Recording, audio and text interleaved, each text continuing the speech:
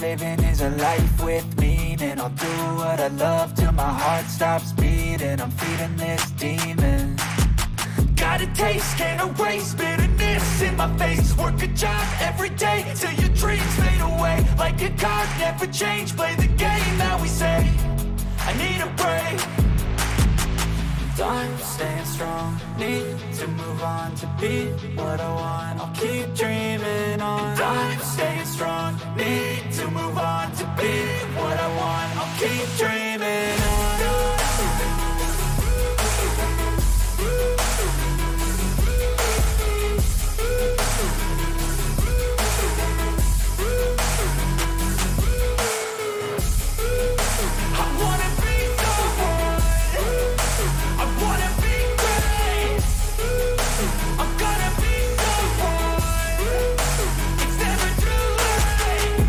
Face on when I chase like that. Yeah, I play so strong with a knife in the back. I'ma swing home run like a baseball bat. Gonna see me rise, you can hate on that. I don't play both sides, doing me no cap. I'ma ride or die for my dreams on tap. I'ma fly real high, you ain't see me slack. No, it's not how you fall, it's how you get right back up. That's how you get tough. Calluses on my hands so rough, yeah, I call your bluff. I'm not the one, mess with me and come out with none. Cause I'm so done, you had your fun. And now you're gonna face down the barrel of the gun. Cause I got a full clip, put your name on it. But I'ma let you slide cause you ain't worth it. I'm staying strong, need to move on to be what I want. I'll keep dreaming on. I'm staying strong, need to move on to be what I want. I'll keep dreaming on.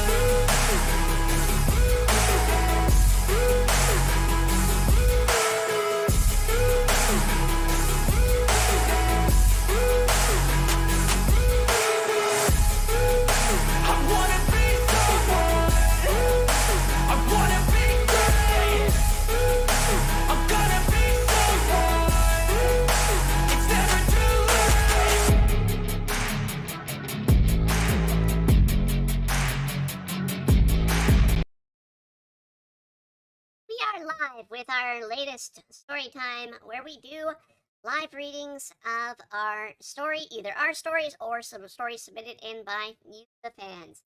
As always, we do these by request.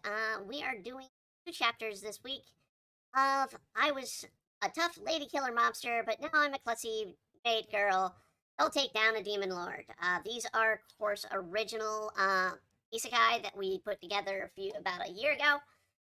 We're slowly catching up here on these stories when we do these live. We're going to be doing again a few more chapters. I actually just got started on writing chapter 18, so it shows where we're getting kind of caught up because we're going to be 12 and 13 today. We are going to be telling the story, starting this, the first story of the Unholy 12, The Gather. So we're going to get started in here, and I welcome anybody to leave a message in chat. Please always like, comment, and subscribe. Right? Chapter 12, The Unholy Gather. While the Battle of the Eight ventured forth a few weeks ago, another group gathered for a meeting as well. This one far off in a kingdom ravaged and devoid of life, but built on the crumbling rocks of a vast wasteland. There, a land is dotted with vast pits from debris, continues to fall from the broken sky and asteroids. One can only get an odd sense of unworldliness by looking to the sky, the view of the second half of the world, races, and the monsters full of life. Eons ago, the world was once whole, and demons lived amongst the other races. Demons were once said to be the origin race of monsters, while the elves were the origin of the human races. A great battle of magic and might took place in the demon's domain and was ripped right from the world, split into vast pieces, forming a strange archipelago of floating worlds. But mainly 2 pieces filled the sky, both spinning through space, circling 3 stars. Demons were left with raw end of the deal. Their world had little life to feed their numbers. What was once tribes combined under 4 clans, and now, in turn, the clans joined to form one kingdom. 3 of those clans had 2 generals each, and the trophy case in such general was lamenting her return, lamenting her return after her defeat 10 years ago.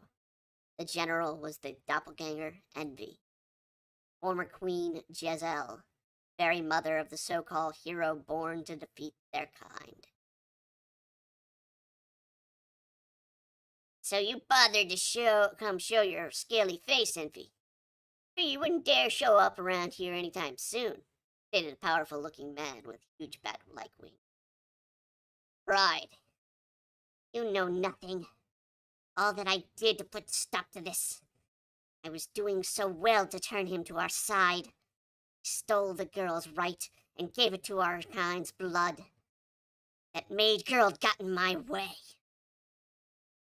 They defeated you, the demon general. Why hell have you fallen? That was what, a decade ago? Why have you bothered to slither out of your hiding? Because I was ordered here, Pride. Just as the other masters orders about. Stands a heavily built giant suit of armor. Or because I ordered her. Excuse me. Okay, yeah. Lord War, Pride chuckles, but bows before the one higher standing than himself. I mean no harm in it. I merely question the actions should I come across the foolish hero's party. I know just how powerful those kids could be. Envy bites down and begins to ready herself and lash out at her master, halts her from moving forward. She watches as Pride laughs, moves on with a massive decorative hallway. You're better than that. You're walking on thin ice, Envy. You have already failed partly in your task. You let your anger show too much, and you let the hero live. How was I supposed to know some old freak would save her at the last minute? There's always a last minute with heroes. It's part of the way destiny grants them power. By now, your chance is to redeem yourself. This is the first time in decades all 12 have come to gather. Be mindful of things and accept whatever orders the Great Lord asks. Understand?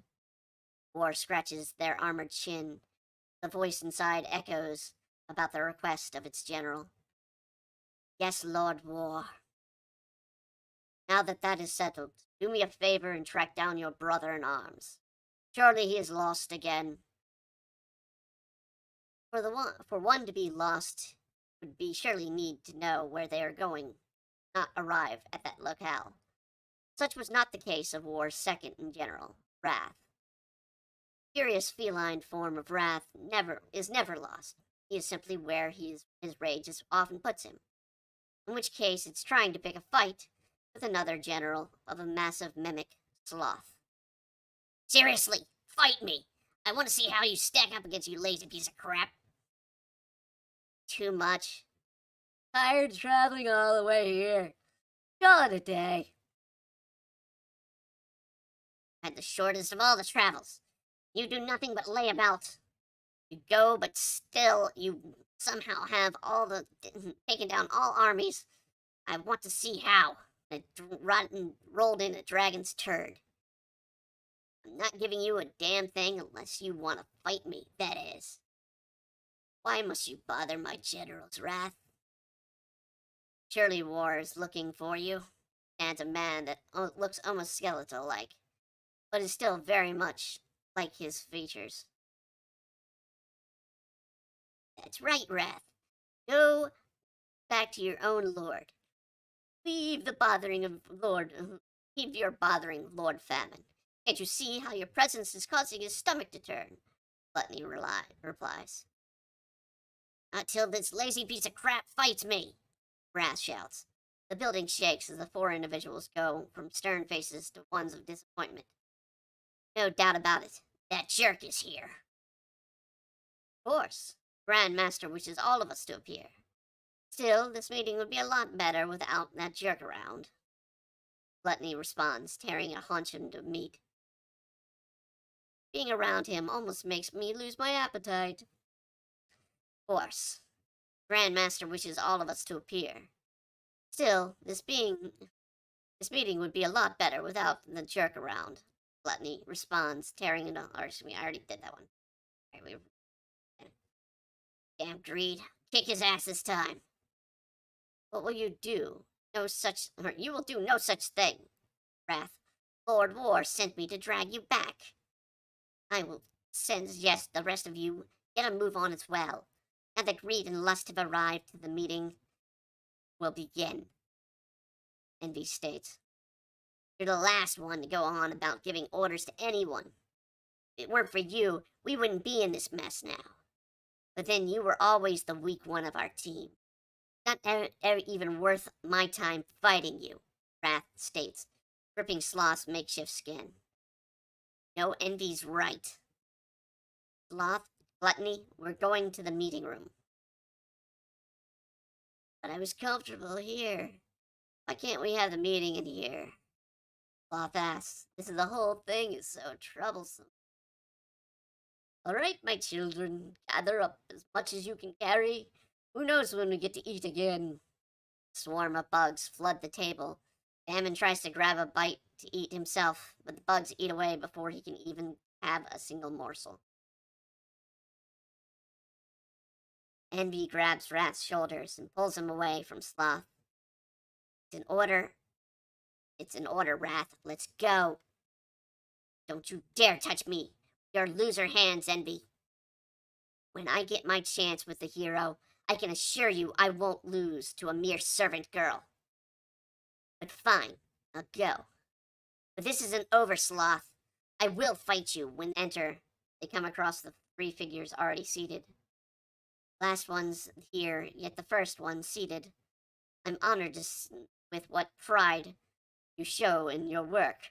Pride grins, looking over the three. Most of the humans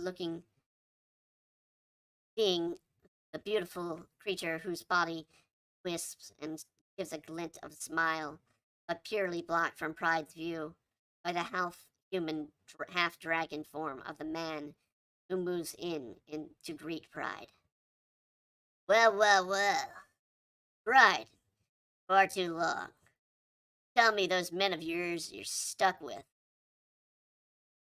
I've been looking for more to add to my collection, and I am sure a man of your stature doesn't need them, dragon-like being says.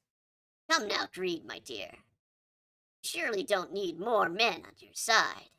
If you do, I'm sure our dear Lust will be happy to gather more. Cries the figure, which is more and more a giant slime, has a huge form of a woman, large woman. After Pride's followers are so full of themselves. Oh, but I want his Lord Pestilence to add me more, or add me, well, it will help me add more to my collection. I almost have the full set.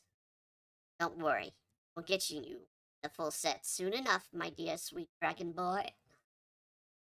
The other groups all look disgusted at the relationship the spoiling mother and children roles of Pestilence. But it isn't long before the conversation from them carries over into disagreements and arguments, mostly aimed at Envy for her failure from 10 years earlier. Her damn fault we're all here. If she'd done her job, we would have been planning our celebration and taking over the kingdoms the damn elves created eons ago. I could have just tasted a feast that we could have had, Gluttony shouts. Greed falls on War's failures as a leader. I say we crack on all the demons' armor, see what lies beneath, Pride adds. I would rather collect it, so please don't damage the armor. All of this is such a pain. Can't we just give up and go to sleep? No, now we fight me, you lazy pus-filled simpleton. Shouting starts to get louder and louder. Eventually Wrath loses it. He starts to throw items from his table to the others. Greed proceeds to move, quickly gather and collect everything thrown. Quit getting in my way, you damn collector!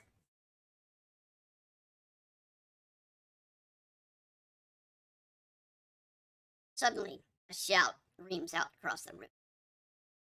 Damn you blasted children! You need to shut the hell up!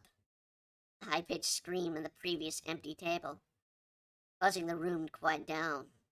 He turned to face a small child with horns, tail sitting at the table behind him, none other than the god Issei. Created a lot of you. You all just act worse than a piece of shit that sticks and won't come off when you try until you bleed from wiping. Now sit down and shut up. You're all equally disappointing me. But my lord, my forces have gathered weapons and soldiers. We have. How have we?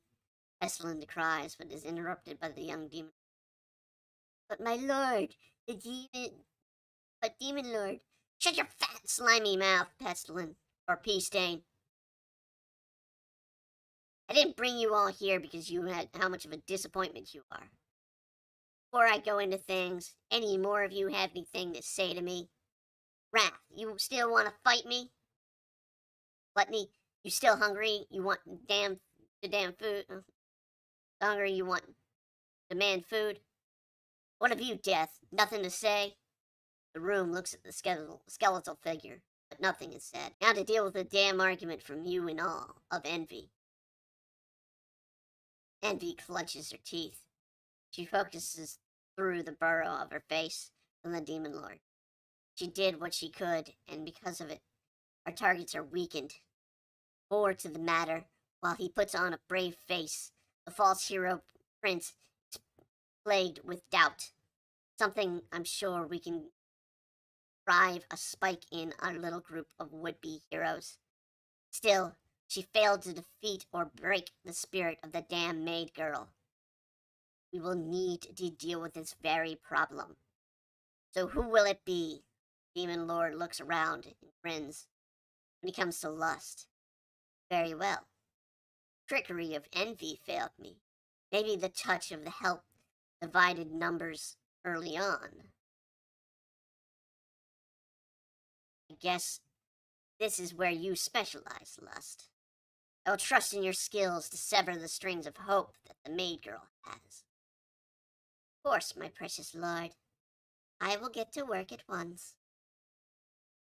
I will twist their hormonal-filled little minds, and they will abandon any hope of continuing their quest. Pardon me, my lord. Pestilence halts, thinking back to her already being scorned by the lord. She sees the need to possible in favor, selecting one of her children. My lord, with you taking my poor Lust, surely we are limiting the forces' recruitment, and for more supplies and soldiers, surely one of the others can spare. Fine. Famine, you have a knack of creating soldiers. I'll Pea-Stain here the numbers that Lust would gather. Not to bother anymore, but my name isn't. Now on it is. What does it matter what I call you? Yes, sir, states the newly renamed Pea-Stain.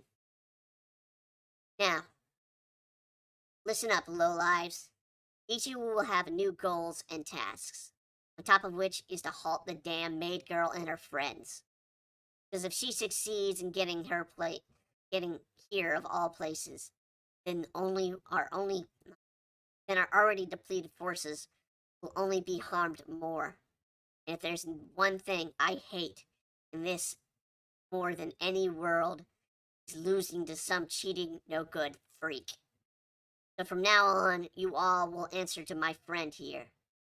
After all, he helped make this world for us to play in. And I'm not about to stop playing into the Demon Lord's ear. Oh, there's one more reason for you to hate the Maid Lord, dear girl, or my dear lord. After all, she is, like you all, soul from Earth. One you may remember, Hideo Ito. Demon Lord's face turns to shock, and she will suffer when I get my claws on her. So where are they headed, Issei? Well, the demons of the Shattered Lands continued their debate. So too a debate occurs to the hero's party. Still say it would be better to take a boat, Cabbage states, riding on the back of the Navrum. Sorry, but idiots that get their legs broken, showing offs have nothing to say, or no say in things. We agreed to follow the path the Queen took, Azul states. Is this the way, right, Kawa? Ori asks. Well, Master said she flew off out to sea at night that night.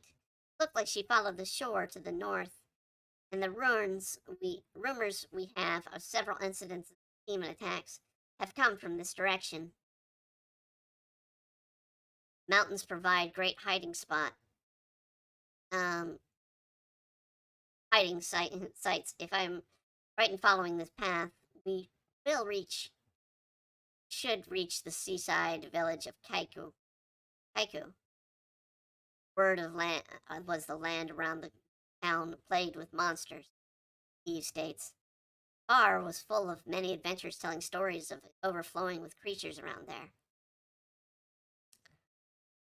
I've been there myself, despite all the adventures. Headed there to protect the small town. No one knows what the source of monsters kept coming from. Worse, just outside of those mines, they used source materials for craftsmen. Some of magically infused metals come from there. But the last time I was passing through, I heard that all that go into the mine never heard from again. Abby just sighs. Why would I have gone for without magic skilled users? I feared my sword wouldn't do much good against much of the undead, so to inhabit the mine, said to inhabit the mine now. Any plan, Gil? We will deal with the monsters outside the mine. Establish a base of operation before we move into the mines. Since people don't return, sure the sources is the mine. Very well then. Let's go kick some of the monsters' asses, Will proudly states. Okay. A bit of a rough one, but that is chapter 12. Like I said, it's a very short chapter, so I mean, we're double chapters.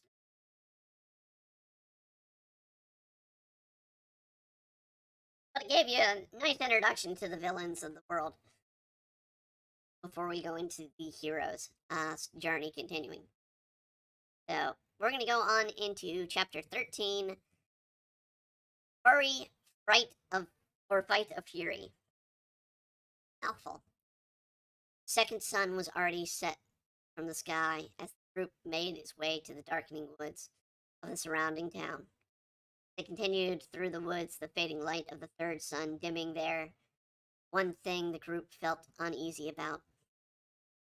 There are no animals around, states, trying to have a brave face Gil.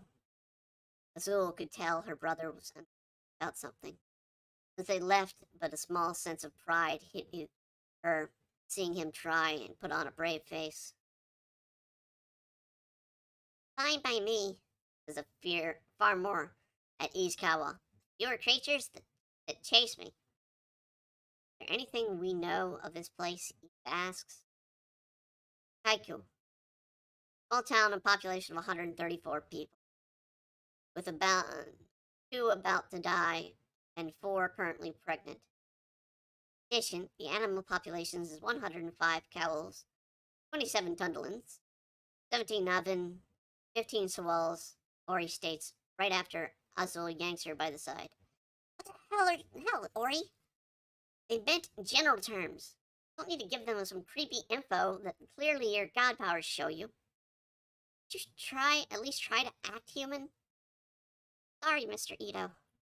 Azul gives the pop idol goddess a faint, stern look. Oh, I mean, Miss Darkhold. Just try to act human a little bit, please. Right up.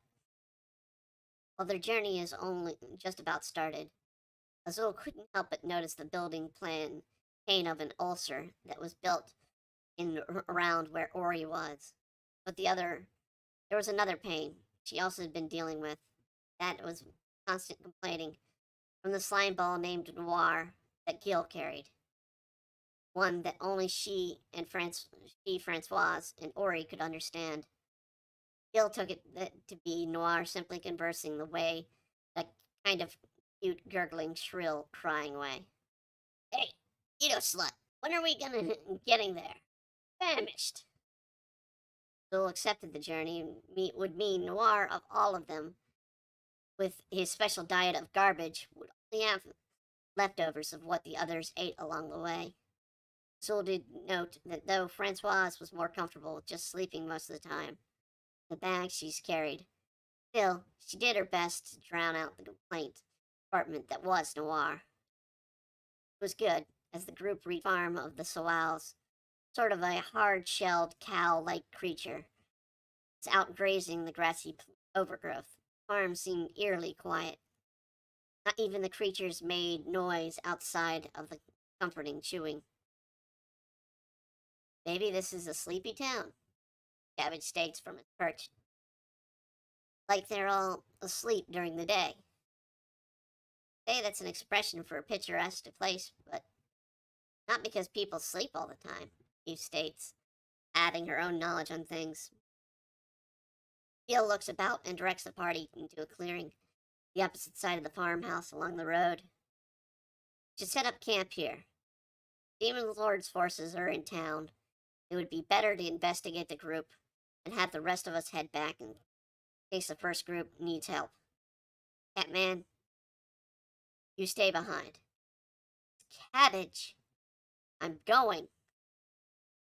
As our only healer, I say no, don't. Mom may have treated your legs, but you still need time to heal heal right, or you could break them again. Don't want to waste what magic I have healing stupidity. Azul sternly said, the still bandaged swordsman. Very well, my lovely little servant girl.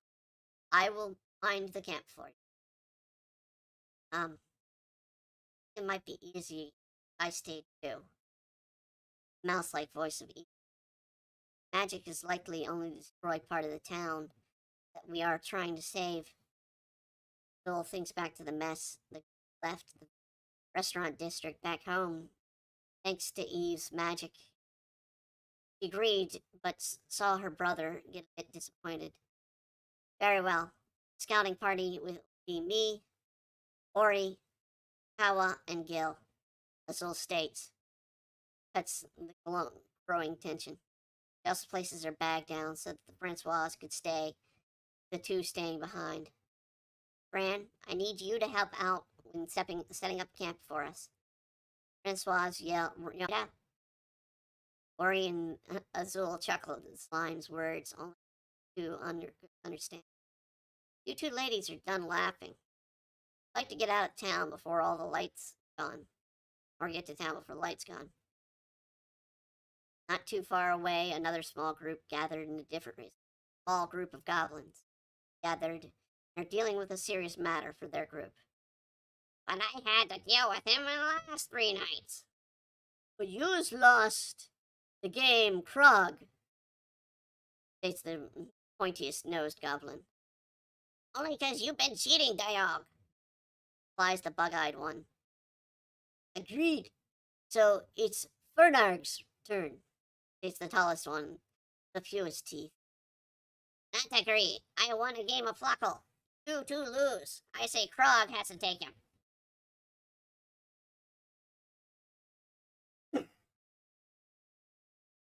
Well, one of you has to do it. Alabaster is going no matter what one of you has to be. His little bitch to clean up after his meals, states the one called Daog, who has forcibly pushing the punishment onto his teammates. Why? We got stuck with a werewolf anyways. All they do is hunt and make messes with their kills. I hate cleaning up after him, added Krog. Because lust demands it of us. I just wish he didn't make such a mess of town. Now people are harder to take from, Varg states, feeling he had made a greater point at the vacant streets of fading day. The point only added growl and howling of the building behind the goblins. Alabaster's awake. Hurry, Krog. You deal with him. He like you. But I always deal with him. Sound of bashing is coming from the building now, causing the group to start a panic. Continued pounding sound joined with the sound of cracking. Hurry, Krog. We all agreed you deal with him. Noise of the banging suddenly halts when a loud crack is heard and the large beast's form of a hybrid wolf and man is loose on the town. Oh, we're all fucked now. It's Krog's fault. He not to blame. You one in charge for him tonight. No! Meanwhile, as the last light faded, the scouting group finally made its way into town. Few of the buildings had lights suddenly doused, shaded them, making the town seem abandoned, with the exception of the smoke of chimneys forming from them. Someone still called this place home, off in the distance, a crashing, splitting wood and a howl of a wolf, as Kawa leaping to the trees and on rooftops. Kawa, stick together! Quietly shouts Gil. I'm getting a better view and trying to stay out of the way of that wolf. Kawa states, changing form into that of a huge, bulky, bound ninja, with its almost fades out of view of his team. That one is gone, Ori states. Yeah, Kawa does that time to time. Get used to it. Azul states, pulling out a broom she had strapped to her back. Another howl, this time one closer reaches their ears. Gil responds by grabbing a small crossbow, readying a sword in hand. Ori grabs to make her shift spear that Cabbage carved while the group moved through the forest earlier. The sound of rustling draws the trio's attention. Brushes nearby, Gil takes no time unleashing a bolt and pushes. Loud yelp is heard from a goblin come running out, bolt in its backside. Goblin stares at Gil, readies his blade. Stupid humans! Goblin pulls out the bolt, tosses it to the ground. You humans are just what he likes most. Girls taste the best alabaster. Alabaster? Gil questions. He's a werewolf. The general bought here. He's crazy, and when night hits, he likes to hunt, mostly for human girls, the goblin states. Meanwhile, two more goblins come out to join him, and one stops. Oh, don't you know who these humans be? Hey, humans, they all look alike, the goblin dog states. They are the heroes, Farge states.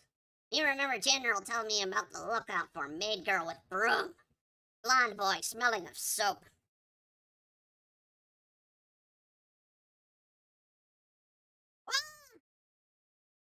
Oh, but I just warned them of alabaster. You idiot dog. Who as bad as Krog? Krog laughs, but quickly smacked in the face by Azul. So what you three are saying is you let loose a werewolf under the orders of a general. Standing two goblins pull out their weapons of their own, while the one Azul hits grabs onto the broom and turns. In turn, Azul flips him in the air. While there he grabs and throws two knives at Azul. He's able to stop one with a broom handle, but the second blade meets its mark, cutting a chunk of her shoulder. Ori charges and misses the goblin closest to her, and she takes a hit the side of her hip with a small club, knocking her sideways back into Cross's armor and bounces the blade, strikes away. Suddenly one of the goblins goes down as peppered with shuriken, form of Kawa fading into the light and back into shadow. But in a brief moment, the other two goblins turn to focus towards the direction Kawa fled. Zul and Gil try to strike at the goblins, but merely your howl and growl of the werewolf causes us to stop in our moments. Gil proceeds to strike while the hilt of his blade, with the hilt of his blade, to knock the goblin he chased in the back and the head sending it crashing to the ground unconscious. Final goblin, being one identified as Krog, began to run, but it suddenly snatched his body, his torn and powerful jaws of the large black-furred wolf, striking green eyes, flops about the goblin as a dog playing with a rag doll. Please stop, Master! Frog screams. Hello, Master, but it's black, questions Ori, from whom the wolf first notices that looks to be a grin of white and red teeth, shy look of the idol singer goddess, and then he notices the Azul is frozen and facing the large beast creature. Werewolf walks slowly, drops a barely alive goblin at the feet of the girls. Oh, Alabaster! These girls are our enemies! Alabaster looks puzzled, and then turns to head but wags its tail, and ants trying to look cute, despite having nearly torn the goblin apart moments ago. Hey, girls! That's his high-pitched voice, the werewolf, in which causes Gil, and somewhere in the shadows, Kawa to laugh, the voice unbefitting of the creature.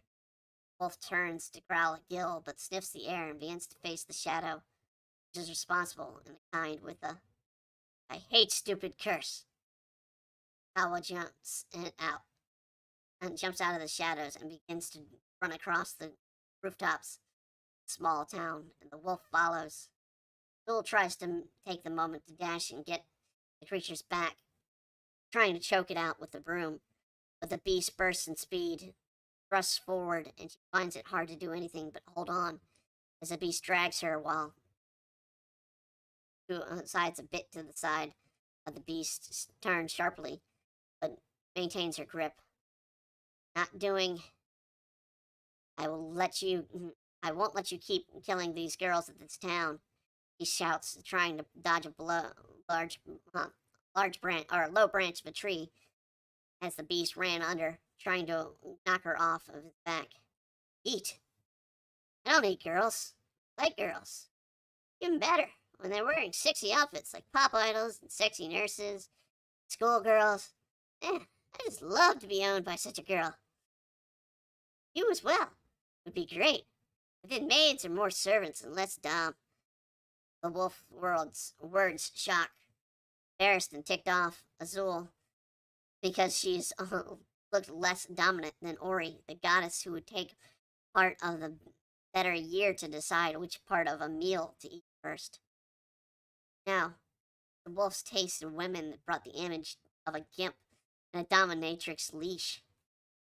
Despite the fact black fur covering the beast, she felt just the thought was causing the wolf to blush, get all hot and bothered. One thing struck her mind as she tried to return her focus focus on holding on. Wait, why do you know of all those outfits? The idea was vague in her mind. While in her 16 years in the world, she had seen plenty of maids, and with Ori being an idol singer for the queen's very domineering habits all burned in her image, she never thought she would see a schoolgirl's outfit in this world. Then she and Gil were sheltered, so it could exist far off some far off school. But her mother was a doctor, and her knowledge there were that they're only wet nurses, not dressed in any way that the former male mobster call it sexy. Who doesn't?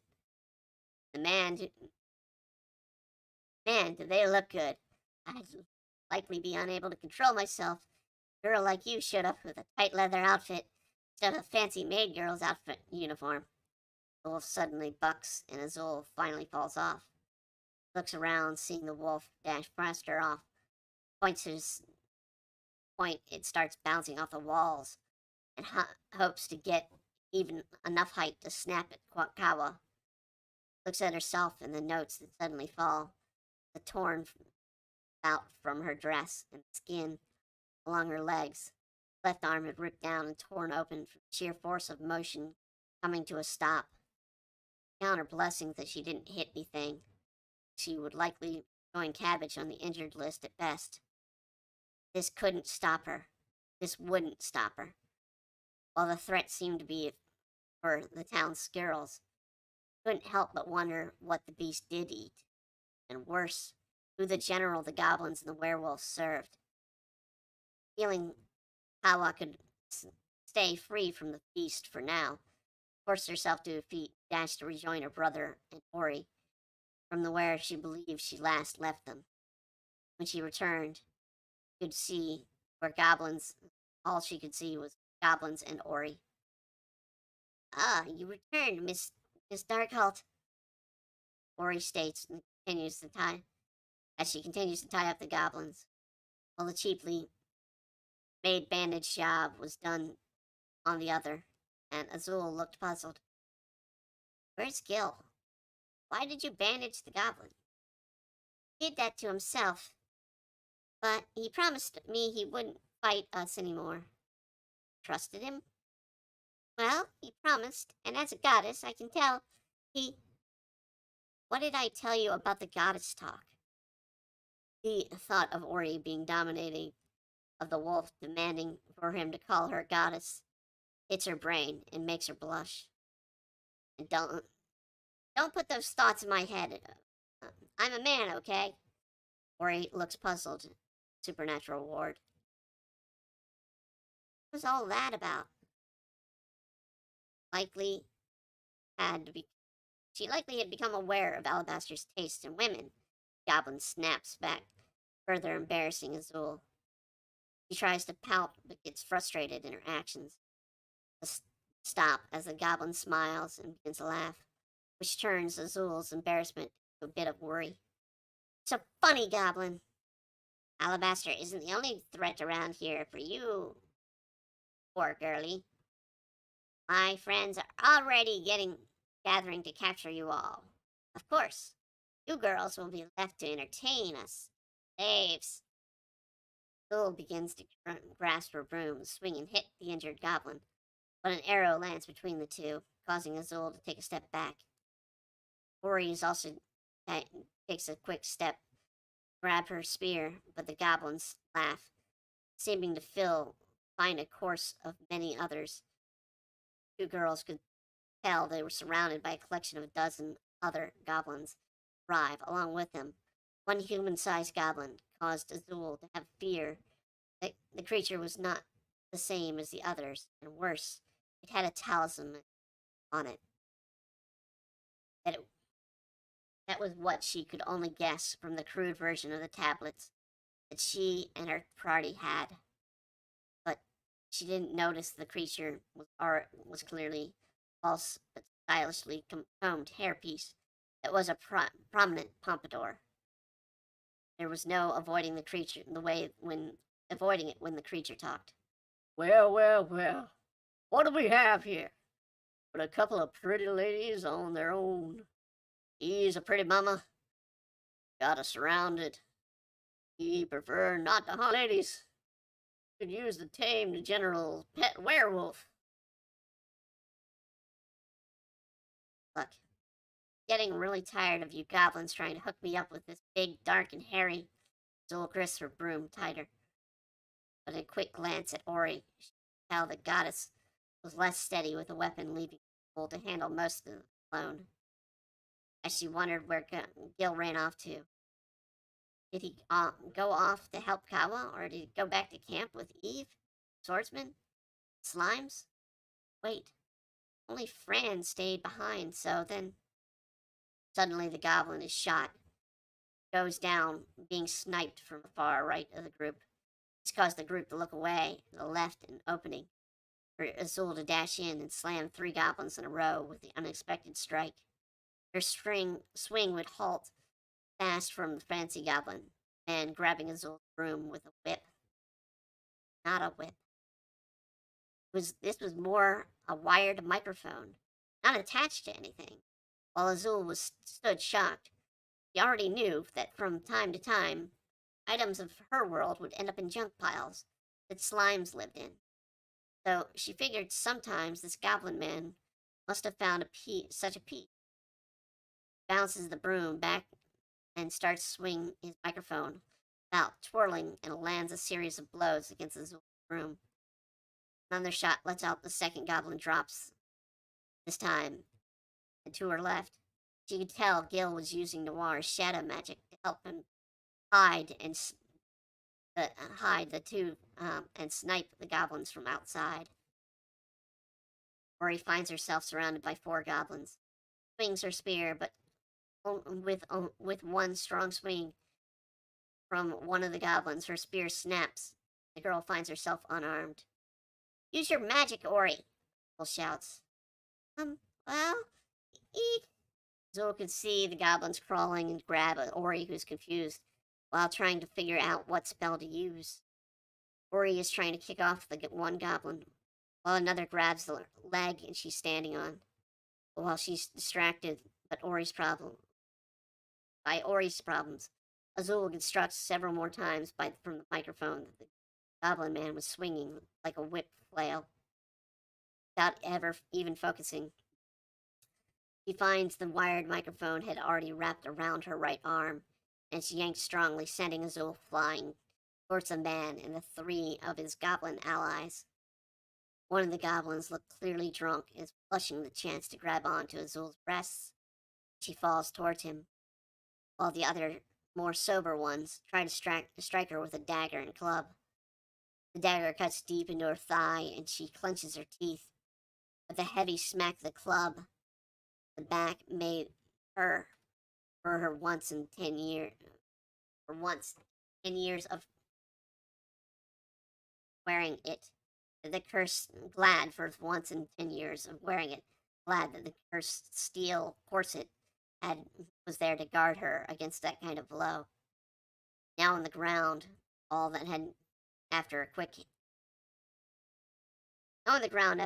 headbutt, knocked the drunk goblin off her chest. She yanks back on the microphone, tug of war against the goblin man. But she knew all too well that she was leaving herself open to attacks. Then suddenly she heard screams from Ori. No, not a scream per se. It was something different. It was a song. There are no words, but despite the clawing of goblins at Ori's sides, she was calming them in the fight. Calming them, and the fight in them. She was fighting back with a song. Oh hell no! I'm not gonna be showing up on this stage by some would-be pop star.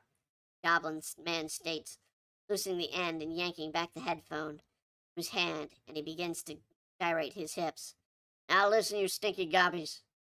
I need no introduction. But for those new cats and kittens out there, listen up. I'm the great and wonderful Ranji Kaishu. Suddenly out of nowhere, the music starts and stage light appear from thin air, focusing on the strange goblin singer. And before the long man begins his song, like a mix of lounge singing and boy band. So you think you can so you can out-sing me, baby. No, nothing like me, baby. Come on, we got you all where you want. You ain't got no way to be free. Just give a bow before me. Azul sees a chance to strike as she goes to move her weapon to attack the goblins at her sides, but finds she's unable to move or get her body to move. Can't. I won't let you. I have you where you demand you. In my song spell, you'll fall down. You'll see. You will serve me. Goblin man smirks, glaring at Azul, who grits her teeth, finds it hard to move against the movements of the man who now moved forward and started to move her, like he had some invisible strings. Azul glances at spotlights, but also brought Gil and Noir's location out, and a handful of goblins head to strike him, as he too seems unable to move due to the spell. But the sudden sound tells her that one of her allies isn't overtaken, as Ori begins to fight back in her own song. Well, isn't it nice that you think you are free? Do what you want to. But I stand here to defy you. With my voice, I break my friends free. I will never bow to thee. Ori is suddenly blasted with magical stage lights. Her moves, while stiff, seem a bit of her own. So you got some pipes you can move, that's nice. But deer haven't even begun the fight.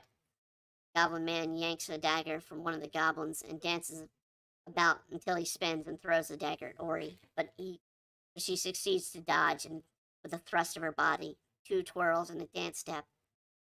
My. Why don't I see you? Got some moves too, but still 10 against you, just you. Oh, and another 2.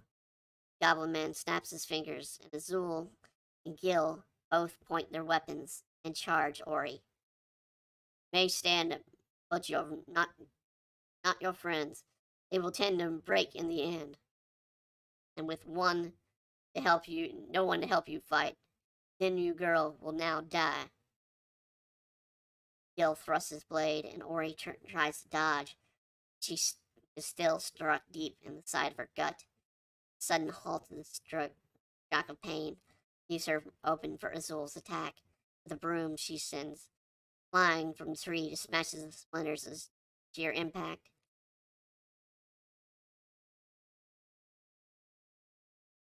Ori coughs a bit of blood for the first time in eons. The goddess feels something that she hasn't. Fear for her life. The Goblin Man clearly has more experience, even though the words of the song two fought with both seemed amateurish in nature. His power seemed greater. Distance, though, he heard a note. Something deep inside her. The goddess of fate sent a flash of light before her eyes. For a moment she saw where the threads of fate led each led with all the actions. Time slowed and halted. She read about the multitude of options that normally caused her to hold back in her actions so often. Now this was different matter, for now her own survival was at play, and at a brief moment, Ori made a decision. This looks bad, I do see. It's sure to looks like you have me. But you won't win. That I will believe to be, for I can foresee. Threads of fate bend my will. I will set my friends free. Still think you have a chance, my girl. Fate is a myth in this world. I have it all and will command your friends now to twirl. Gil and Azul do just as the goblin commands. You have no allies, no friends. You're clearly at your end. So tell me what makes you think I will face such a fated defeat. A lot of fur and several teeth. Ori smiles and drops to the ground as Kawa leaps off her head, excuse me. And again, the Goblin Man's head as a giant wolf comes charging full speed, slamming the Goblin Man, sending him flying, but causing him to drop his weapon on the ground. Sorry about that, Kawa shouts, leaping back into the buildings with the wolf. Stops to shake its head, but a powerful blow before trying to regain its thoughts, as if where Kawa went off to. As the wolf looks about, it looks to see a badly hurt Ori and Azul. He snapped back and begins to growl at the goblin's allies. You all goblins! Our agreement was to leave women alone in this town. Alabaster's loose. We can take him if we can all gang up on him. What of Cashew? He'll be punished by the general. If we let Alabaster go free, General Lust will skin us alive. Gil smiles. He seems to have a new vigor now that magic has faded from his mind. So our target is General Lust. Stay out of this, man. At least you want to be my dinner, or stay out of this, man. Unless you want to be my dinner over some goblins. Alabaster growls. Lady Lust is a wonderful creature, proud to be under her heels. Please stop. Azul states, shaking, getting on her feet. Azu, heal our bard. The wolf and I will deal with the remaining goblins. I'll even cook them for you, Wolfie. Don't try to bribe me. You have nothing I want, man. Only to bow before the beauty of women. Fine. That's what you want. I'll order my sister to try on several outfits I have for you. That won't work on me, Wolf growls, but wagging his tail states otherwise. Hey, don't go selling me off to some wolf, Azul snaps back as she wrings her rags and wipes away Ori's wound on her gut. She unknowingly is distracted, however, enough that she pushes down hard, causing Ori to flail about in pain. The goblins look in fear and decide it's better to live, gather reinforcements, face less punishment over facing the hungry werewolf, and a well-armed man labeled hero. As they flee, the wolf turns to look at Azul and Ori. We're looking better now that some of the magic has closed the wounds the girls have. Gil looks about and shouts, Kawa, you near? Suddenly Kawa appears on the rooftop, but is unwilling to come closer, as the wolfman looks to be wagging his tail. It's the good-smelling thing. Yeah, well, stay away, monster, Kawa responds. I don't want to be your next meal. You smell so tasty. Calm down, you two. You see where the goblins went? Looks towards the mountains. We should go back to camp. I don't think the town will have any more threats for this night from them. I don't think the pet will be joining them anytime soon. Not a pet, Alabaster growls. Jewel sighs, moves forward. Look, you follow the general lust, but you don't seem to like a bad dog. Not a dog either, growls again. A wolf. A wolf, I'm sorry. But if you would like us to join us for food, perhaps, we can talk about an agreement between our group and you, deal? Deep in her mind, Azul regrets the motion, but she reaches out, bending over to show more of her chest so that she can seem she normally cares to beast to tame him. And the quick wagging of his tail and snort gets her to tell that she succeeded in calming any current hostilities between the group and Alabaster. As she smiles, the current battle was done, and look at a nearby home, just slightly showing a glint of light from the person within, still holding away, tells her that come morning the fight move on to continue restoring the town back to normal. Can't be serious, though. Slimes are bad enough, but not a werewolf. Shouts Kawa from the perch. Won't eat you if you change to look female. Not a plaything. Kawa looks down and sees Alabaster drooling and wagging his tail, staring at the ninja. Or a damn chew toy. Guess I'm sleeping in a tree tonight. Fine, you can do what you can. And Azu and you and Ori keep the wolf in line. Keep him from Kawa or Eve, okay? Fine, the two ladies say. The night's fight wore most of them, including Alabaster, down. By the time they made it to camp, beside the panic of the animals in the nearby barn, parties, Navim taking its furthest post from where Cabbage tied it from the wolf. The wolf behaved. Two women lying with a giant ball of black fur. When light of day hit, the girls found themselves lying deep in the arms of a pale, musculine-bound man with long silver hair, causing both girls to panic. Seeing him hold the two in his statuesque naked glory, Azul quickly buried her face in an oddly woken Francoise, who had one thing to say. Damn, now that's one hell of a hottie boyfriend you have there, Ida. Chapter end. This was a bit of a rough one. It was the introduction of Alabaster, who's a character that goes through this story arc, which is still going on. So the next several chapters we'll probably get to eventually at some point. Go on through this town, and even chapter 18 is going to continue the story, where Alabaster is very much important with a curse involved in the town. That's very much what the next chapter is about the town curse. So, we'll probably get into that a bit more. Ori gets the microphone weapon. This was more of an introduction, sort of, so much chapter for introducing Alabaster, introducing sort of the events of this town, and introducing the threat that is lust, which is the start of this story. And like I said, it's still going on. Chapter 18 is going to be the first point where lust is really getting involved with the group's actions. So, I mean, it's an interesting take. I hope you all enjoyed it. As always, we do these by request, so if you have something you want to request us to read instead, I think next week we're going to do something different. We're going to do a chapter of Konosuba that's never aired.